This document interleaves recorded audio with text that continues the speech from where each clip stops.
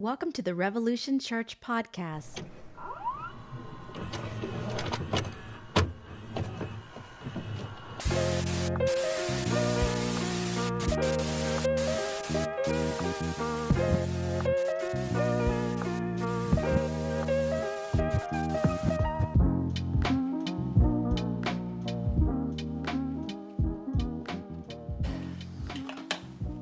Make sure the camera is ready to go. I'm here a couple minutes early, so I've been posting this everywhere, trying to get people to come and watch us live. Get in on the conversation. Look at this. I Galatians. I read Galatians so much that this is where my Bible is splitting in Galatians. And this is like the toughest Bible I've ever bought. I don't even know what it says. It's made out of leather, but there's no way. I mean, it's like bulletproof. This thing is. It's a gift Bible. But it was like a gift Bible for a school or something. Let's see. Yes, it was given to Richard Murray in 1995. Wherever you are, Richard, I got your Bible. And it's for Duke University, for graduating from Duke University. So there you go, buddy. Oh my gosh, I even got my 404 phone number in here if lost. And Revolution NYC and my Brooklyn address. I should probably change that. Anyhow, also my Conan O'Brien quote. Nobody in life gets exactly what they want or what they thought they were going to get. But Conan still went on to do awesome things. Come closer. Hello, Chicago. All right.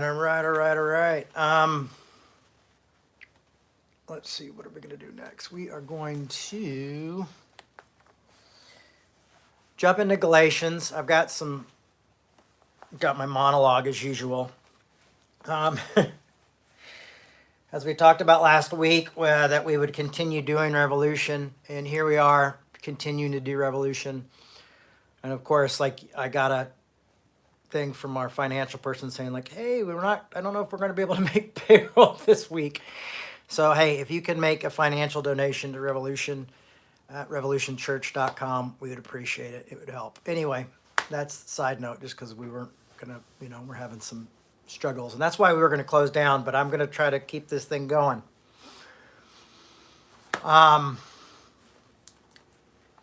So this past week, did anybody see the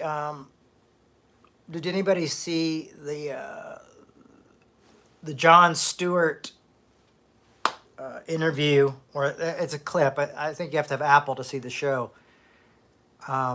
I listened to his podcast, but I don't think I have Apple TV, so I haven't seen the show, but I've seen the clip.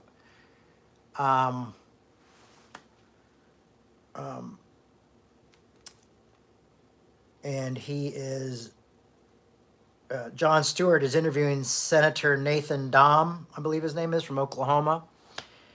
And, and basically he kind of sets him up in a way. He asks him, like, why are you trying to, protect, what, or he goes like, what's the point of are you hurting,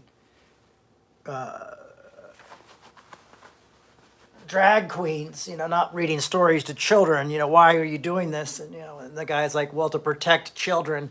And then he goes, well, why are you against gun violence? And he's like, the number, and he goes, I guess you're going to say the leading number one killer. He's like, no, I'm not even going to argue about it. It is the number one killer of children, more than cancer, more than this. And he really confronts him hard on the idea that this guy is like, wants to, ban drag queens and not guns, or not have any, type of licensings on weapons and stuff. It's a pretty powerful moment. And I honestly wish we had more people like Jon Stewart interviewing politicians, or that we were talking to politicians more like Jon Stewart, because it's smart conversations, good conversation. and it points out hypocrisy. The problem is usually in the jobs like politicians or preachers or things like that, we become comfortable with hypocrisy. And I think what we should try to do is make people a little less comfortable living in hypocrisy. Still loving our brothers and sisters, but that's part of the hard conversation. And I think when you see something like that, it shows you what a hard conversation is like. Now, I'm not here to do that because talk about just that part is what I think is interesting is how much Jon Stewart's being praised right now for this interview, and it's good. It's a good interview. I mean, it's a total like mic drop. Great interview. But just 5 months ago, on November 5th, he went on the Colbert Show, or the Late Night with Stephen Colbert, and he got the opposite reaction from a lot of people, or maybe he switched reactions, because I think, I would say a lot of conservatives might not be happy with his recent thing, and a lot of liberals are just stoked and, claiming him and blah, blah, blah, and kind of reclaiming him, and I'll show you why. It's because November 5th, 5 months ago, he got the opposite reaction when he said he believed that COVID was likely a lab leak from Wuhan. And people went nuts and said he's a white nationalist and he's, anti-Asian and all this stuff. This was like 5 months. This was 5 months ago, okay? And everybody turned on Jon Stewart. A lot, not everybody. I didn't. I was actually thought it was probably a good hypothesis on what happened. But, I'm open up to different ideas and different thoughts. But people really turned on him. And it was the opposite people, like more conservative people were like, yeah, Jon Stewart's telling them like it is. Like if you put in that thing, you'll see like conservative websites are like, yeah, Jon Stewart drops COVID facts, And then I'm sure they're not happy about what he just did this past week on gun control and gun control and drag queens, drag shows, whatever, drag story hour. But it's just wild to see how this flip-flop, how we just 1 minute you're an enemy, like that this is the type of thinking that I don't like, and this is the type of thinking that I think revolution is trying to help, and I think that Paul is confronting in the book of Galatians. So I believe there's something really here that has something to do with this all, okay, folks? This isn't me just going on a rant. Is this idea that we punish people so badly when they disagree with us, and then we reward them so good when they agree with us. And the message is toe the line. That's the message. Toe the line and we'll be happy with you. No room for nuances. And I think we need to have room for nuances, or as it's, or you could call it opinions. People have opinions and people have different opinions. So it's okay for you look at Jon Stewart and it's like, okay, Jon Stewart, you support you support drag queen lunches, or at least you think they're safer than guns. I think we can all agree on that. And you think, that's killing children and that needs to stop. That's okay. And you also think that, COVID came from a leak in a lab, and that's okay. But we politicize everything so much that we make no room for these differences. And so, 5 months ago, you're the villain, and we just kind of ignore you and put you into obscurity. And then, 6 months later, you hit a home run and go, oh, maybe we were wrong. Yeah, you were wrong about him, but you're also right about him. It's called nuance. It's called different of opinions. People are different. And that's what Paul is talking about in Galatians, is that we're all different, that we're this community that has to come together, and we're going to have different ideas and different thoughts. I'm sure there are people who are Judaizers going like, yeah, I don't think maybe they need to be circumcised. And I bet you there are people who are Gauls saying like, well, maybe out of respect for the religion, and they are Jewish. This is thousands of years of tradition. I'm just saying, like, there's nuance, there's different things, but we just make good guys and bad guys. And I put up a tweet it's like these pins of the elephant and the donkey, and then I put up, I think it's from Exodus, where it says, you make no graven images, no gods before me. And the reason I did that was because, not just to troll people, but because those are our gods now.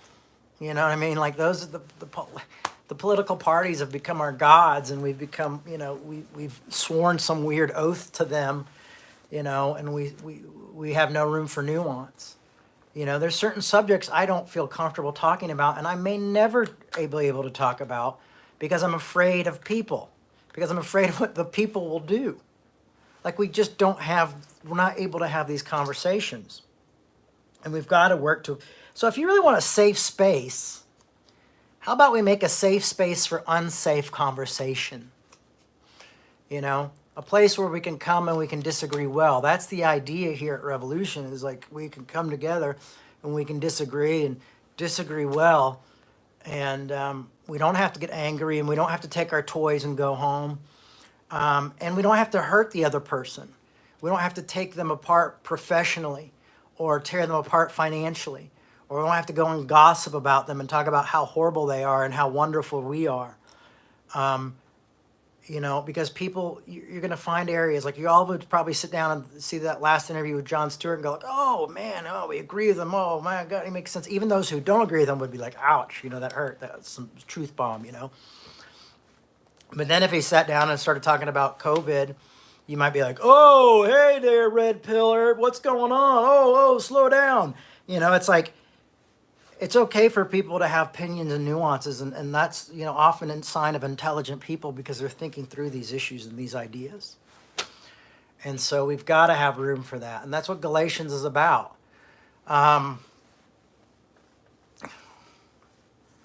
So here we go. And so I wanted to kind of open with that because I thought it was important for Galatians. And I just saw Zoe said they had a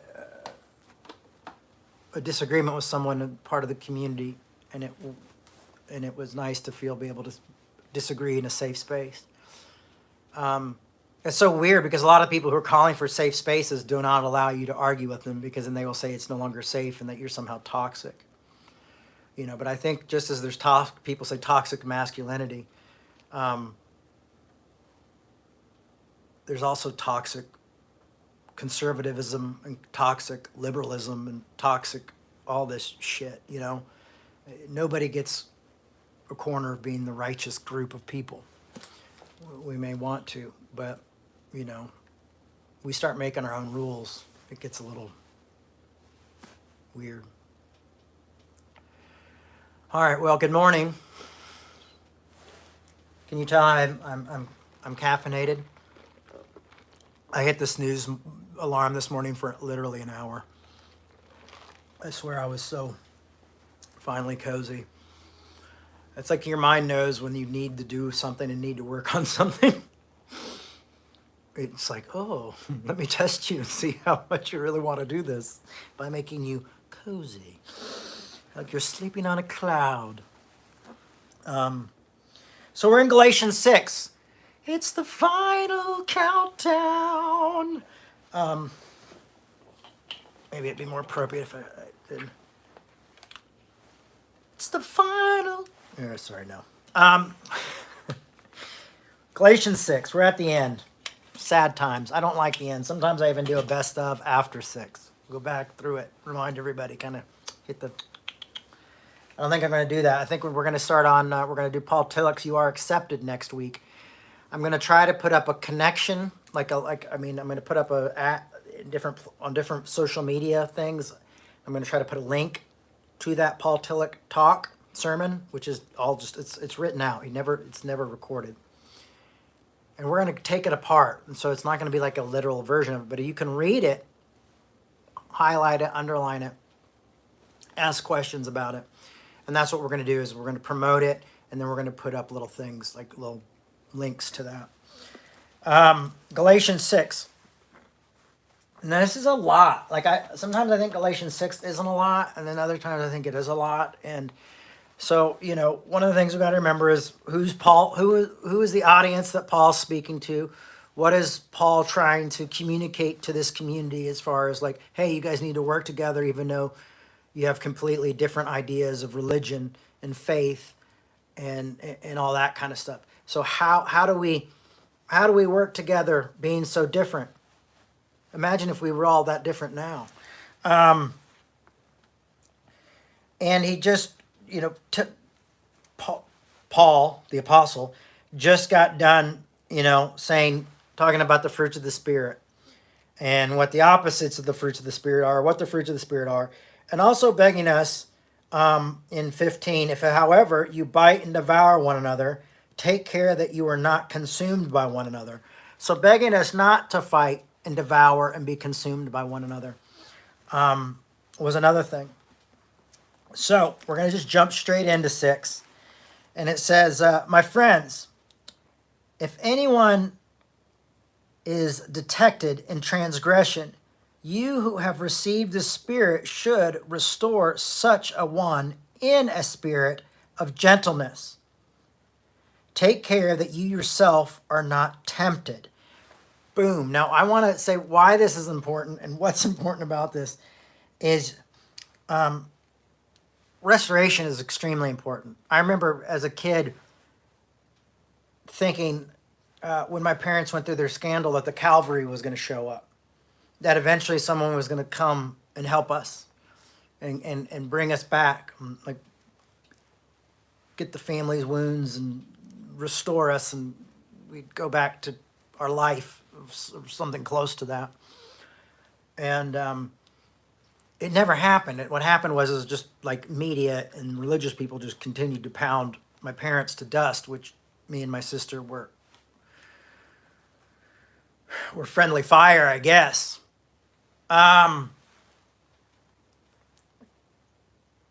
so it wasn't just like a beating. It was turn these people into dust, use them as the best example. It was scapegoating in so many ways.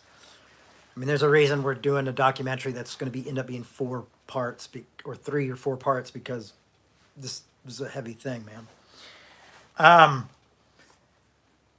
So anyway, the idea is remember the audience and who he's speaking to. This is very important in Galatians. Oh, also, I got some good news. So we might go through Galatians again sooner than later. What, Jay? But I got a hold of one of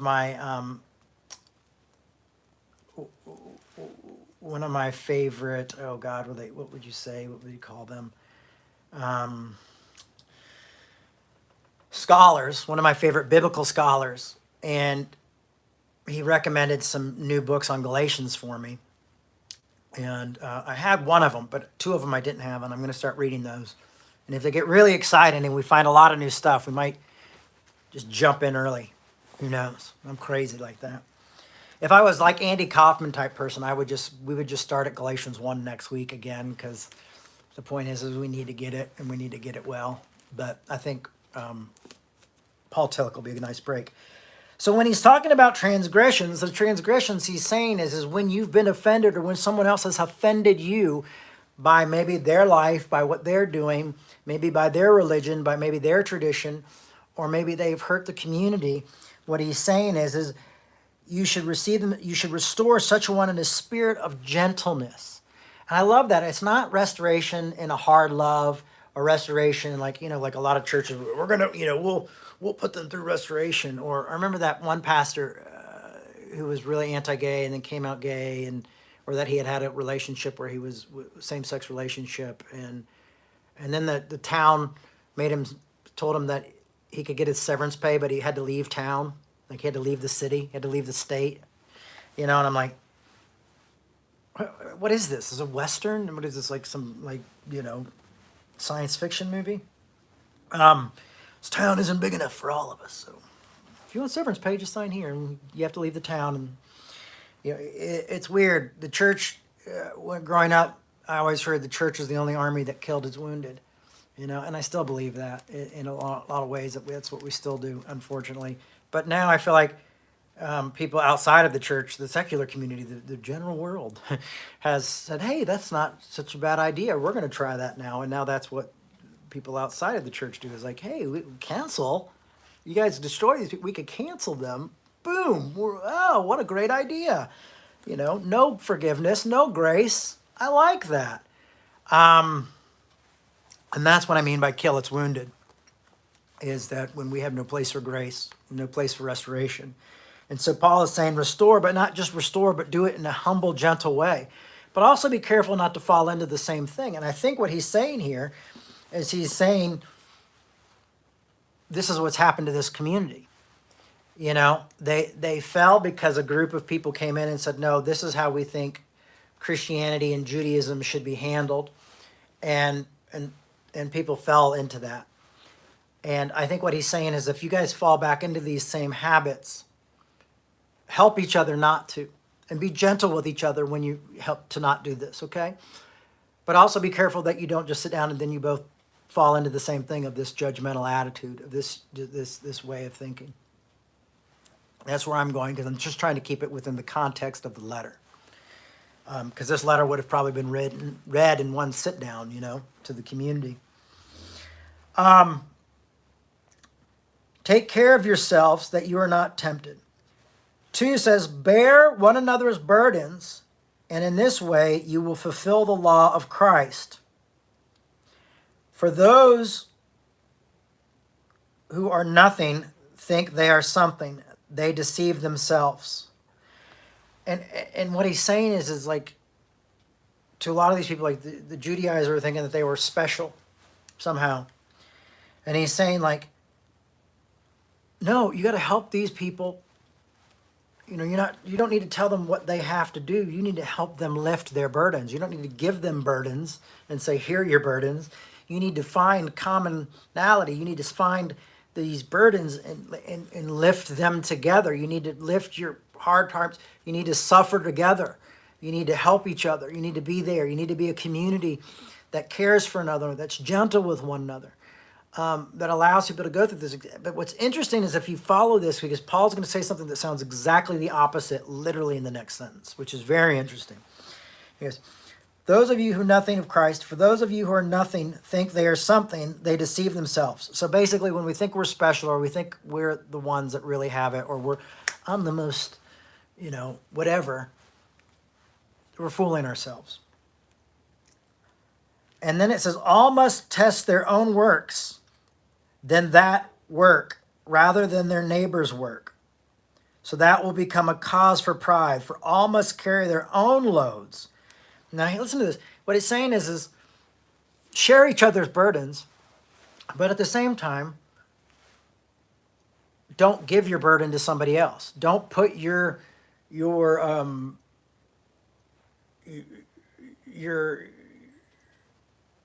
struggles, your own convictions onto other people, is what I feel like Paul's saying here. And rather than that, neighbor, so it's not about being prideful for what your neighbor does. Like a lot of pastors fall into that, and a lot of Christian schools. I remember as a kid, they said I wasn't First Academy material. This was a Christian school I went to after I left, and they said that to a friend. Well, he just wasn't First Academy material, And that's them saying like, well, we put our pride in the work of our students. And Paul here is saying, no. You do your best. You let them do their best. It's not, or like pastors will often think like, oh, if members of my community are out seen drinking and boozing and having a good time, it's going to look bad on me, whatever. And that type of thing. And Paul's saying, don't do that. Focus on yourself, focus on your own works. It's not love the sinner, hate the sin. It's just focus on your own shit, okay? Just focus on that. Love these people, and focus on your own burdens. And hopefully someone will have read the sentence before that said, share one another burden. They'll come up and share your burden with you and help you carry that. I mean, we are really called to be this really cool community of people who care about each other, disagree well, almost in some ways live and let live,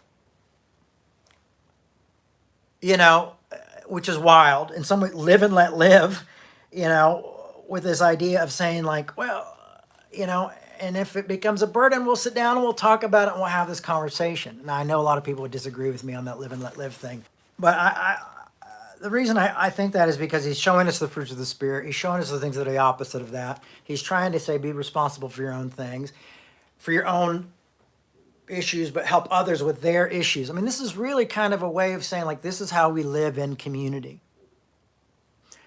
Rather it be an online community. And, it's so funny as now I've decided to just keep Revolution going, even if it's just online for the rest of our lives. Is the weird thing is that most of the grief that I catch is online. Most of the struggles I have is online, where I could help carrying my burden, and people like Zoe who do help me carry my burden. Some of you other folks do that online, or on the phone, or through text messages, or through social media. So the world is different, and even if there is a bit of community there if we're able to do this. And I hope is that we're never a community of this group. Revolution is not meant to be a community. Revolution always wants to be a part of a community. I want to be, I want to see Revolution be the place that's like always, like a community will have a barber shop and a coffee shop and a bar and a church and a gay bar and the sheriff's office, and then there's Revolution over there. We're part of the community. We never are the community. I think once you become the community, it's almost that's like a cult. Like everything here. So rather there will become cause for their prayer. For all must carry their own loads. Those who are taught the word must share in all good things with their teachers. Now, I guess this would be my fundraising verse of the day if I had one. I don't have one every week, but or day. But I guess this would be Paul saying from the past, from 2,000 years ago, hey, don't forget to help your teachers.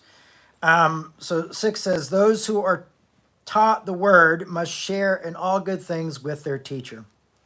And so support people who are helping you. Support people who are encouraging you to live a better life. That might be through retweeting, through sharing messages, or just being kind, having a listening ear, or even a tax deductible donation, whatever. And I say that because this is just the nature of the beast, folks. It's just like any other podcast that you would go and support people on. We don't have commercials. We could maybe start getting some. It'd be really bizarre to find out what kind of commercials Revolution would run. Well, let's try to get through this so we don't spend it here all day. But 6, we read 6. So 6 is for kind of how your community, helping your community continue to be a community or be part of a community. And we're much of a bigger part of communities because we're talking to folks in London, we're talking to folks in Colorado, we're talking to folks in New York, Long Island, and Texas and Chicago and everywhere. I don't know, I can't name it all. 7, do not be deceived. God is not mocked, for you reap whatever you sow. If you sow to your own flesh, you will reap corruption from the flesh. But if you sow to the Spirit, you will reap eternal life from the Spirit. Now, I think this is important, and I used to always really read over this one really fast because it's so like spiritual and so like, reaping and sowing and but it says, and do not be deceived. God is not mocked. But let's talk about this. Is what he's saying is when Paul's talking about this, God is not mocked, you have to remember that most people are reading this book in one setting. And you also, again, have to consider the audience and what Paul has communicated to the audience. So he's already pointed out, like, hey, Peter wouldn't sit with Gentiles and then got Barnabas not to sit with Gentiles and grew division in this community that I was with. Then I had to publicly rebuke him. And guess what? We never find out if the rebuke worked or not. So what he's saying is very clear if you follow along. Like he's saying, these people who've come along and want you to be circumcised, I wish they would castrate themselves. So when he's saying don't be deceived, God is not mocked, he's saying God is not mocked by legalism and by other things as well, I'm sure too, like all the strife, jealousy, anger, quarrels, dissension, factions, envy, drunkenness, and carousing, all the things that we talked about last week as well. But half those are in there are the split in these visions. So when he's saying God is not mocked, he's saying these are the things that mock God. If you think of mocking someone and making fun of them, you would mock their rule or their authority, and go, oh, and then using that authority to control other people, which the church has really become really good at. And it's so crazy that we did that, and it became such a kind of a toxic, crazy place. I don't really like that word toxic because I feel like it's used by one group and not the other, because I like something that's a little more inclusive. So it became a really shitty place. And then people outside of the church have now taken on to that. Mostly my progressive brothers and sisters, because my conservative brothers and sisters kind of already had that, that churchy thing in them. But mostly my progressive brothers and sisters think, hey, let's fight fire with fire, when it's just really fighting shit with shit. And at the end of the time, you've got just people covered in feces. That's it. I mean, everybody's just gross. Nobody's better for it when we treat each other these particular ways. And I think that's when we realize, we're sowing discord, and so more discord happens. I've watched Facebook groups where people have become oh, we're against these people, and these big groups against these certain types of Christians. And as soon as they run out of people to attack, they start to attack themselves, and they start to bite and devour themselves. And I'm talking about very progressive thinking people. And then the next thing you know, well, you're not this, and you're not enough. And it's just this infighting happens.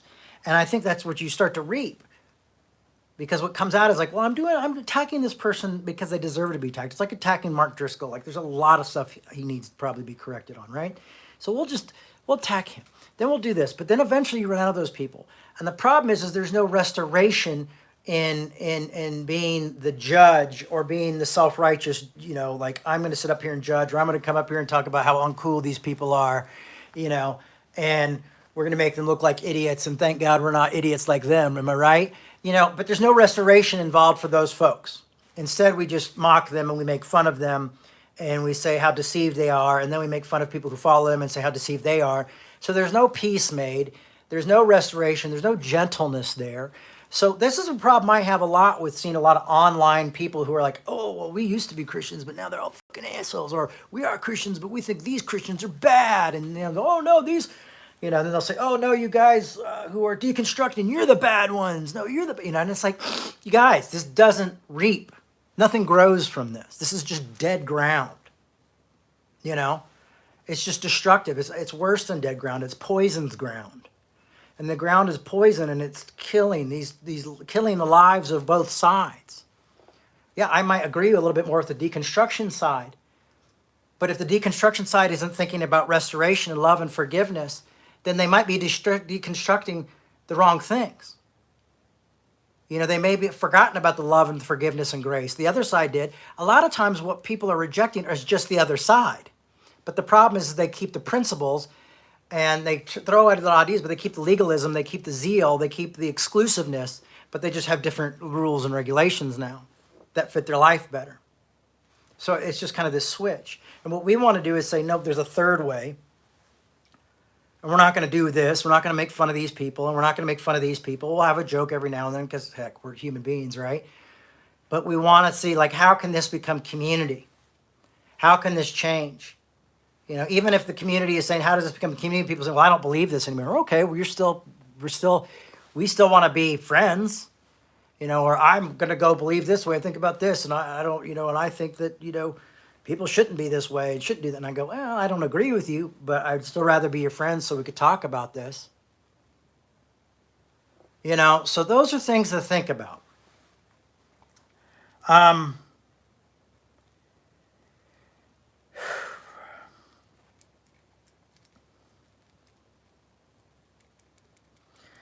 it says, so let us not grow weary of doing what is right, for we'll reap the harvest in time. Do not give up. So whenever you have the opportunity, let us work for the good of all. Let us work for the good of all, especially those of the family of faith.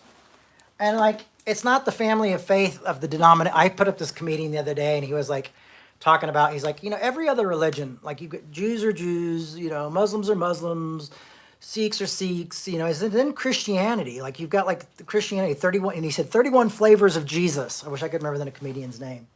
I'll post up the thing again if I find it. 31 flavors of Jesus is like, and he's like, and then you hear the differences and people will be so serious about it. And then he talks about how Jesus carried his cross.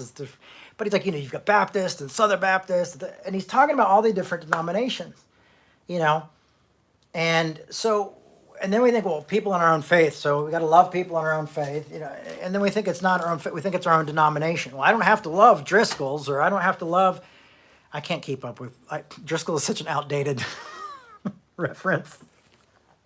I cannot keep up with, I don't watch Christian anything, if that helps. But we have to love each other. I have to love my progressive friends who I think are being legalistic sometimes just with their own progressive stuff. Here, that's a good example. I'll use them today because conservatives I've given a hard enough time over the years. And it's funny because I often become seen as hostile, and I have to be like, I'm not trying to be hostile. I'm just trying to help here. But that's not always how it's taken.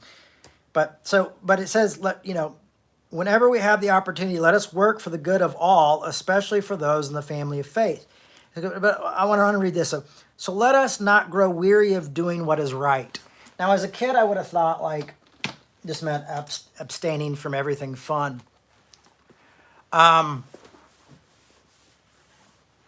So for me, what I was thinking is on this was, sorry, I'm just trying to make sure the numbers line up with my notes. It's the high road. Never becoming tired of taking the high road, of loving your enemies, of nonviolence.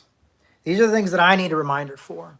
Not to become jaded by others and by the majority of the community of people in this who follow Christianity different than me, and the majority are very different than me.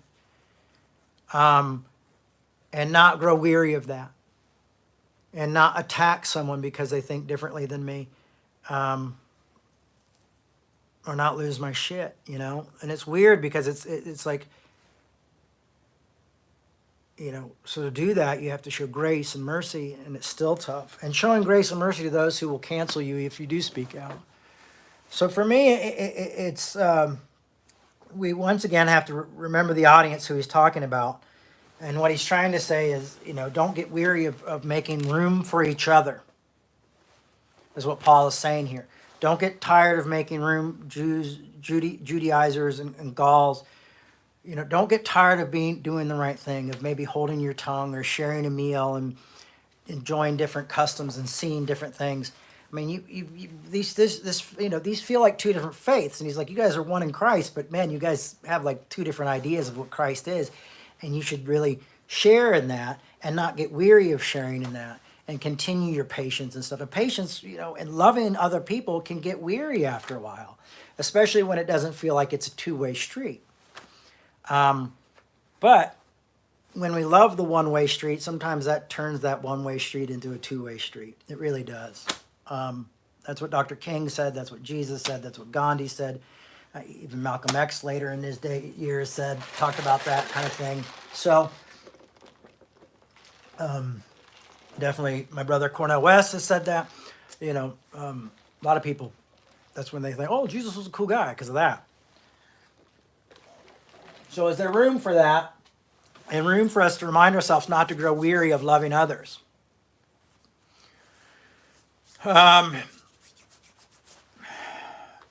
Because I grow weary all the time. I mean, people are like, why are you so reclusive? Why do you keep to yourself? Because I've been through a lot of hell, man. I've been through a lot of stuff, and that's the personality that's built around some of my life and my trauma, and it's just the personality maybe I was born with as well. But I'm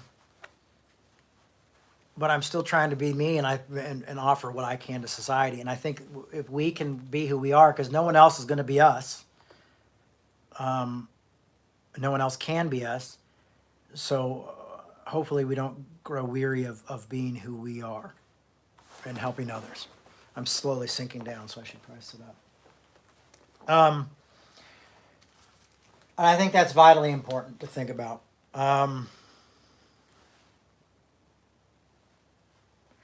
And so also when it talks about doing well for the good of all, I mean, think about that. Like it says, yes, especially brothers and sisters. So we look at that, and to me, that's harder work than doing good for all. You know, amen. I got to be me too. It's not easy, right? I just finished reading my mom's book, I Gotta Be Me, and goodness gracious, I realized like she was such a firecracker. Now I kind of realize like that's why I'm such a firecracker. That's why I say shit that doesn't always go down well, or maybe is too inclusive, because I want like both legalistic sides to come together and love each other. See what I said? Both. It used to just be legalism on one side. I still believe legalism destroys things.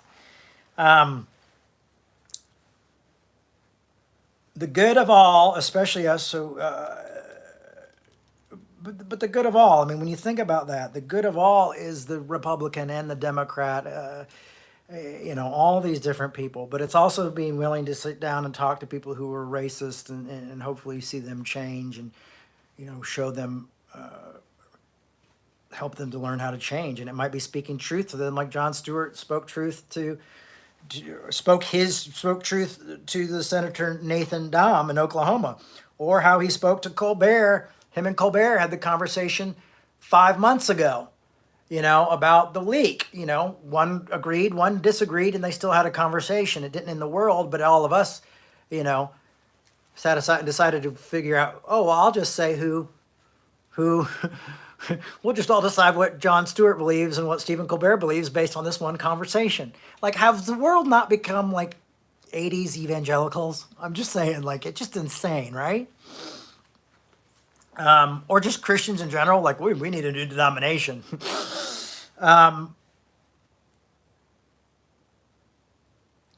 And so when he says, let us all work together good of all, because I bet you there are people outside of the religious beliefs in Galatians. So he goes, we work together for the service of all, and everybody even outside of the Galatians or the Gauls, this area.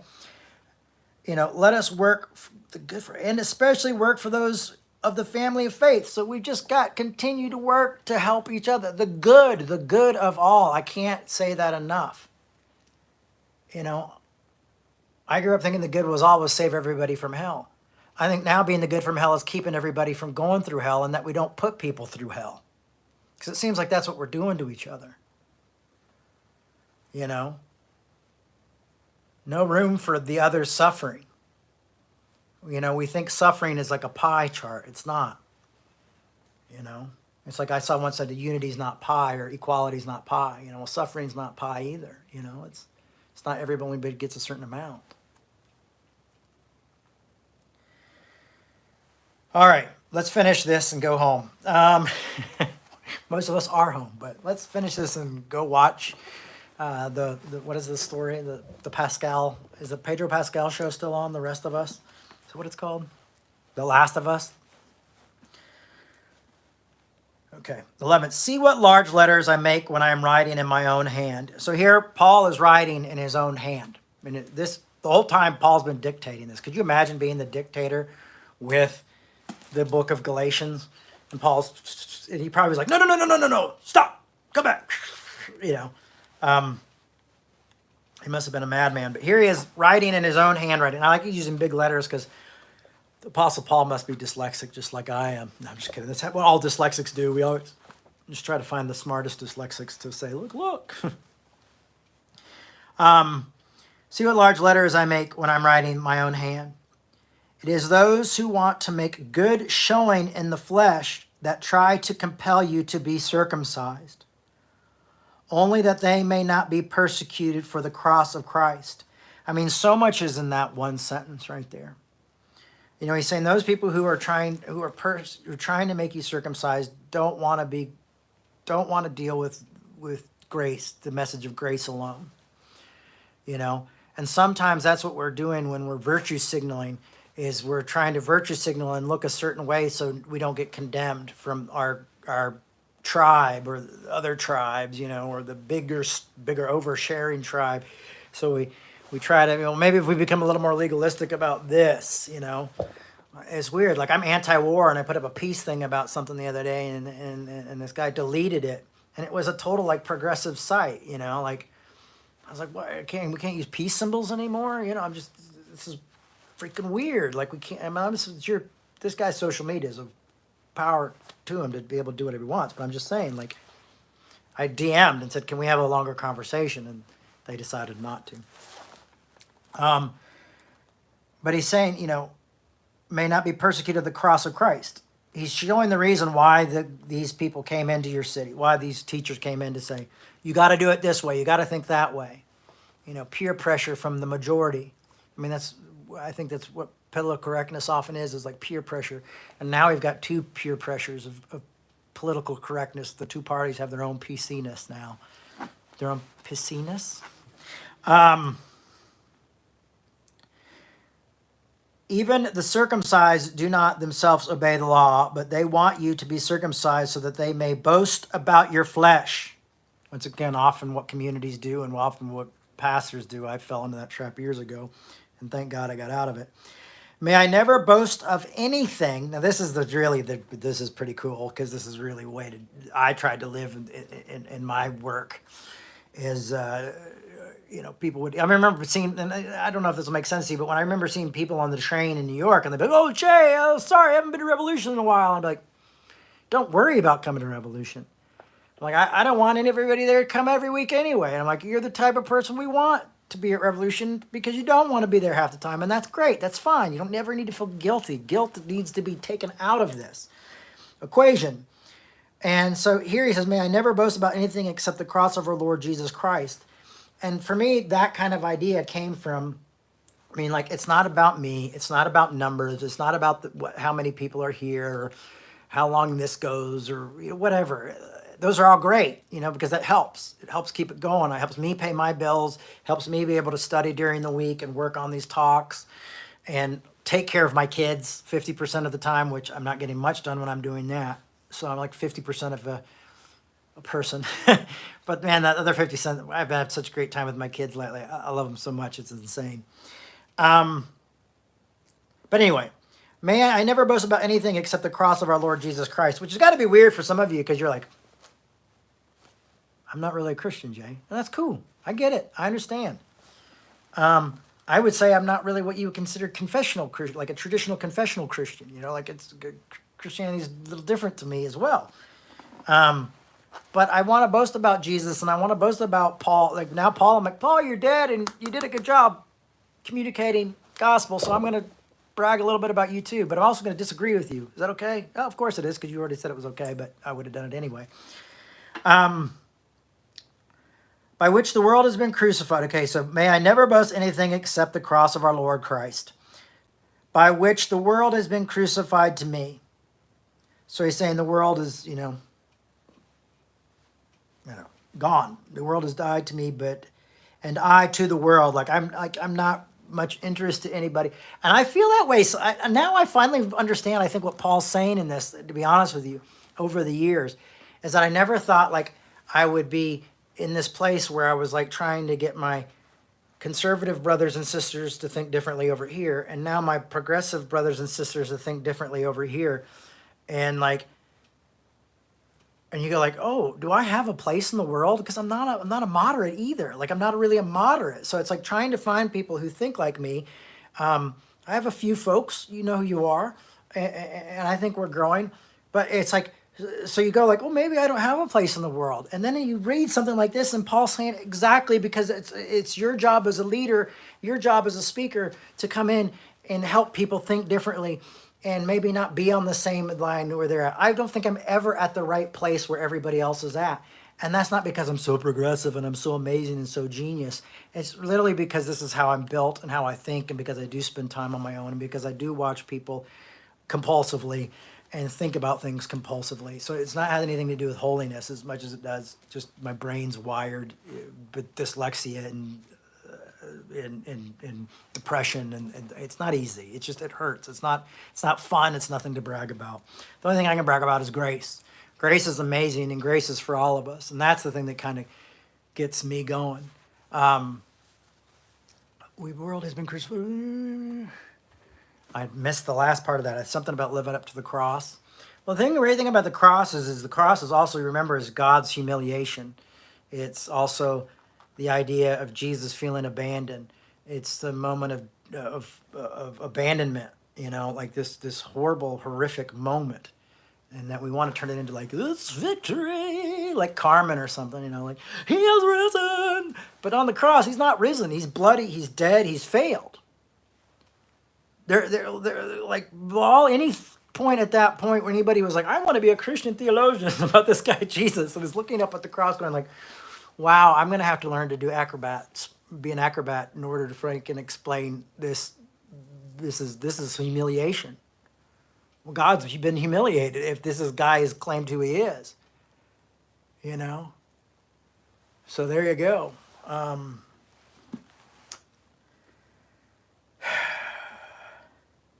For neither circumcision nor uncircumcision is anything, but be a new creation is everything. Whatever that may be to you, the new creation is everything. As for those who will follow the rule, peace be upon them. The rule, I don't know what are we talking. For as those who follow, I guess the golden rule. For those who will follow the rule, peace be upon them and mercy and upon Israel, O God. From now on, now listen to this, what Paul says here. I would love to be able to just one day, this is when I'm going to retire, this is what I'm going to say, when I can retire. Maybe this will be on my gravestone. This should be on my gravestone. From now on, let no one make trouble for me. For I carry on the marks of Jesus brand on my body. May the grace of our Lord Jesus Christ be with your spirit, brother and sisters. Amen. So our last moment with Paul is grace. May you all have grace to carry with you through all this. And he goes, don't trouble me with this. And why he's saying don't trouble me with this is because he's really hoping that this letter has been taken to heart. And I'm sitting here hoping through my teachings and emphasizing this letter that we've all taken it to heart. And that we try to make this thing happen. And that we look at the own hypocrisies of our own lives. Because we all have them. We all have contradictions. It's just part of life. And some of those contradictions we have to hold on to and celebrate because something greater come out of those. And other contradictions we need to, we can remove and we can face and we can deal with. I'll probably talk more about contradictions after we do the Paul Tillich talk on You Are Accepted, which we'll be putting up links to get to that talk, and I'll promote it this week on social media. So don't forget, next week we're going to be talking about Paul Tillich, You Are Accepted. So yeah, but grace, that's what it's all about, and it's about this grace. And I think Paul's hoping that we find the grace and the grace to do this all, and realize that this is something that's bigger than all of us, and that when we love even bigger than our community. I think that's the problem with churches when they become communities, is it becomes, well, we're this community and they're that community. No, we are a part of the world's community. We are human, and we need to be loved. But yeah, so you thought I was finishing, and so did I. But that's this idea of grace, is that we have the grace to do this because we're going to need grace to do this because we're going to screw it up too. We're going to make mistakes as well. Boom. There you go, everybody. Have a great week. We'll see you next week. Check out the Paul Tillich, You Are Accepted. You can Google that, Paul Tillich, You Are Accepted. And also, once again, I'll say, we really do need your help. revolutionchurch.com. If you can help support us financially, that will keep us going. That keeps me going. Right now, it's just a staff of one. Josh has volunteered for me forever. I would really like to continue.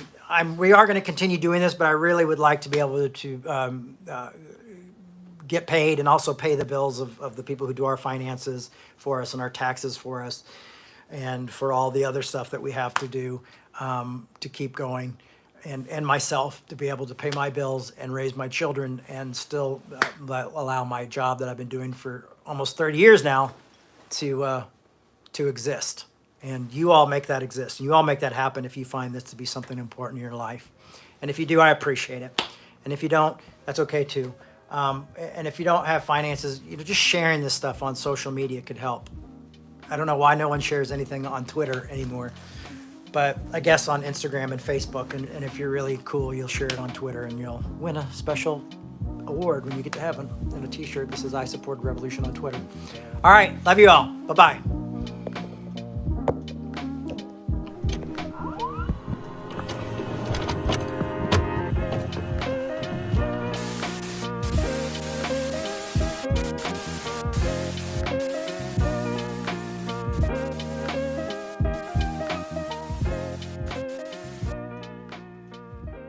Thanks for listening. We hope you enjoyed this podcast. To make your 100% tax-deductible donation today, please visit revolutionchurch.com/donate. You can also learn more by clicking the donate section on the website.